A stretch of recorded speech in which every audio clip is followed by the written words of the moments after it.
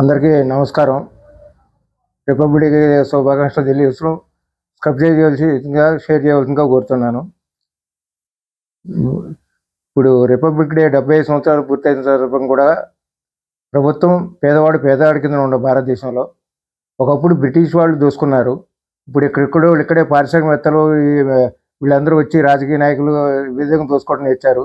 ఊరు ప్రెసిడెంట్ నుంచి MP, MLA level కాడ నుంచి ఇప్పుడు అందిన వాళ్ళు కేవలం బిజినెస్ మ్యాగ్నెట్స్ పెడుతున్న ప్రతి పార్టీ కూడా అంతే చేస్తుంది. ఇవాళకి కూడాను అసలు విద్య డెవలప్ కాలేదు, ఇవాళకి కూడా ఆరోగ్యం డెవలప్ కాలేదు. వీటిని వదిలిపెట్టేసి ఉచిత స్కీమ్లు అని ఇస్తున్నారు, బియ్యం ఫ్రీగా ఇస్తామంటున్నారు. మరి ఇప్పుడు డెవలప్ అయితే వాళ్ళకి బియ్యం ఎందుకు ఇవ్వాలి? 80 కోట్ల మందికి బియ్యం ఫ్రీగా ఎందుకు ఇస్తున్నారంటే బేదోడు కిందనే ఉన్నారు. ప్రభుత్వ దృష్టిలో కూడా లెక్క, పార్టీల దగ్గర కూడా అందిన కాడికి ఎవరి కాళ్ళు తింటూ నేర్చారు. ఇక మీడియా కూడా ఆ విధంగా తయారైంది. ఎవరి కాళ్ళు విమర్శించి, ఇది ఒకప్పుడు మీడియాకు మంచి పేరు ఉండేది, నైతిక విలువలు ఉండేవి. జీకే రెడ్డి లాంటి గారు చేసినప్పుడు వాళ్ళ కూడా ఆ పనులు చేయటం లేదు. ఇప్పుడు ఈ 75 సంవత్సరాల రిపబ్లిక్ సందర్భం కూడా కేవలం ఇక్కడ పివి నరసింహారావు లాంటి భారతరత్న ఇచ్చారు తెలుగు జాతి నుంచి. అట్నే సంజయ్ రెడ్డి గారు స్పీకర్గా, ముఖ్యమంత్రిగా భారత రాష్ట్రపతి చేసిన సంజయ్ రెడ్డి గారికి భారతరత్న ఇవాటి వరకు ఇవ్వమని ఏ పార్టీ కూడా డిమాండ్ చేయట్లేదు. తెలుగు రాష్ట్రాల పరిస్థితి కూడా అంతే ఉంది. విడిగిపోయిన తర్వాత అప్పులు చేసి అప్పుల కుంపట్లో ఉండి పబ్బం గడుపుతున్నారు తప్ప అభివృద్ధి చేయట్లేదు. విద్యా ఆరోగ్యానికి అసలు ప్రత్యేక శ్రద్ధ పెట్టలేదు.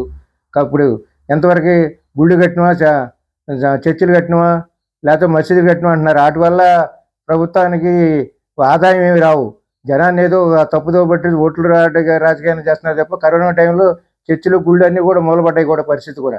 అరవింద్ కేజ్రీవాల్ అంటోళ్ళు, అక్కడ సిసోడియా లాంటి స్కూళ్ళు డెవలప్ చేశారు ఢిల్లీ నుంచి. ఎంతవరకు పడగొడదామని ఆ గవర్నమెంట్ని పడగొట్టి జైల్లో పెట్టి ఆ కేసులు, లెక్కర్ కేసులతో పెట్టి పడగొట్టడం నేర్చారు.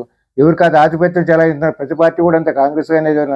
ఇప్పుడు ఇలా ఎన్నికల బాండ్ల పేరుతో లక్షల రూపాయలు, కోట్ల రూపాయలు ప్రతి పార్టీకి ఫండ్ వస్తుంది. ఎక్కడి నుంచి వస్తుంది అంటే ఆ విధంగా ఉంది. ఇప్పుడు నాయకులు కూడా ఆ విధంగా తయారయ్యారు. ఒళ్ళకాళ్ళు దోసు తింటాం అన్నట్టునే తయారయ్యారు. పంచాయతీ ఎలక్షన్లు కూడా మనం అంతే చేశారు, మున్సిపాలిటీలు కూడా అంతే చేశారు. ఈ కాబట్టి కేంద్ర ప్రభుత్వం 12 ఏళ్ళు అయింది అధికారంలోకి వచ్చి. వాళ్ళ వరకు అసలు గుజరాత్కి ఎంత ఎక్కువ ఇచ్చారు అనేది ఇప్పుడు వరకు ఇప్పుడు నిలవేసి అడగట్ల. గుజరాత్కి, మిగతా రాష్ట్రాలకు ఎక్కువ ఇస్తున్నారు. తెలంగాణ, ఆంధ్రప్రదేశ్కి వచ్చారో చాలా ఏమీ లేదు. ఇక్కడ కూడా ఆంధ్రప్రదేశ్లో, తెలంగాణ కూడా పరిస్థితి 2 ఏళ్ళు అయింది. హామీలు అన్నారు, అన్నారు, ఇవాళ పులికి ఇంప్లిమెంట్ చేయలేదు. మీరు చెప్పిన నీళ్ళ తగ్గులు అంటున్నారు. పార్టీలను వివరాలు విమర్శించి ఈ పార్టీ ఆ పార్టీ అని పార్టీ నాయకులు బాగు చేసే పనే చేస్తున్నారు తప్ప వాటి వరకు ఏమీ చేయట్లేదు. ఎంతవరకు ఓట్ల కోసం డబ్బులను అడ్డం పెట్టుకొని, గుళ్ళని అడ్డం పెట్టుకొని, గోపురాలను అడ్డం పెట్టుకొని చేసే పనులు చేస్తున్నారు తప్ప చిన్నవాడు బాగుపడే పరిస్థితి ఏదైతే పేదవాడి కింద ఉండేటట్టు కూడా చేస్తున్నారు. ఒకే ఈ రకరకాల జనంతో చేస్తున్నారు. వాటికి కూడా అప్పులతోనే ప్రభుత్వాలు పని గడుపుతున్నాయి. కేంద్రాలు కానీ రాష్ట్రాలు కానీ అప్పులు తెచ్చి జీతాలు ఇచ్చే పరిస్థితి ఏర్పడింది. అభివృద్ధి కుంటుపడింది.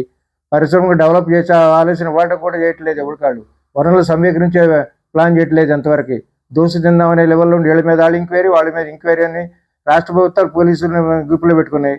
కేంద్రం ఈడీ ఈ సిబిఐని ఇంకా గ్రూప్లో పెట్టుకుని మిగతా రాష్ట్రాల మీద పెత్తనం చెలాయించడానికి ఎంతవరకు విస్తరణ చేయడానికి చూస్తున్నారు. మీడియా కూడా అట్నే దిగజారింది. రాజకీయ నాయకులు గట్ట విచారంగా తయారైందో మీడియా కూడా ఆ విధంగా దోసు తింటాం అనే తెలుగులో బంతిపోటులాగా తయారైంది. ఇట్లు మీ ద్వారా షేర్ చేయవలసిందిగా కోరుకుంటూ మీ అందరూ శుభాకాంక్షలు తెలిపారు.